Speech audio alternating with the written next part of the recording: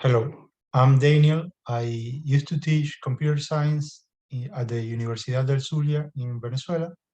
I'm now teaching programming at the Universidad Autónoma here in Chile.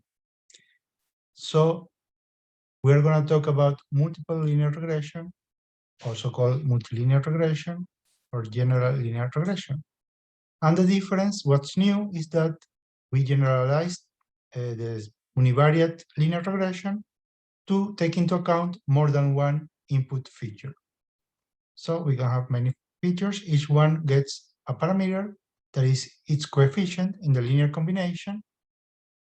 And so to estimate, to actually estimate the parameters, we start by building the design matrix. That is a matrix that has, for each row, or each row is a sample point from the sample data, and each column corresponds to each input feature. And we have the first column as a constant one, so that we can have an intercept. So that would be the first parameter, theta sub 0.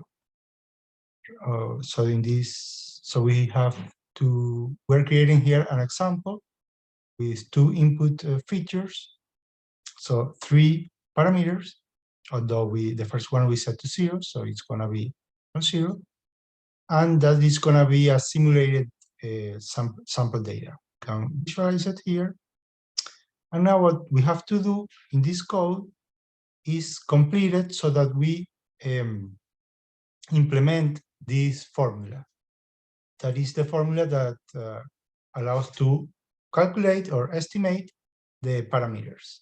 So we translate this from this linear algebra notation to Python. So we start here in this line.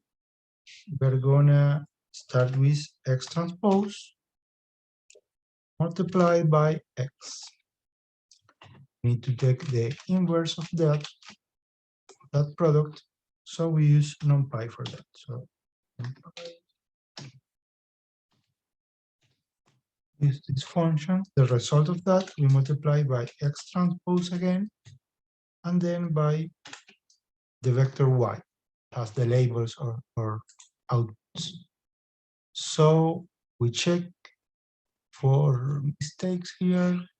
It seems to be all right. So we uncomment this line so we can test our equation. We comment this one out so we can run the code, and we try it. So we get some results here that are roughly similar to the ground truth we have up here.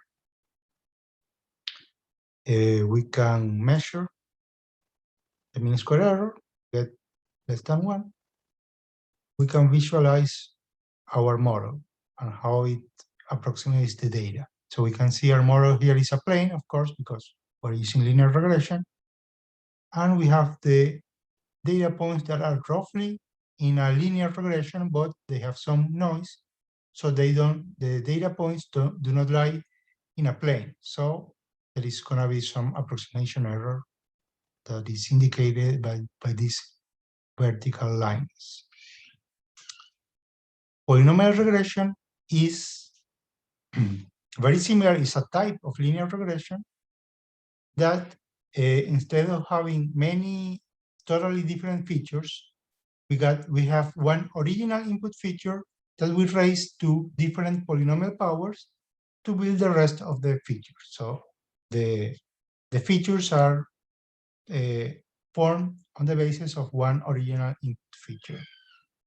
Let's then stop right there.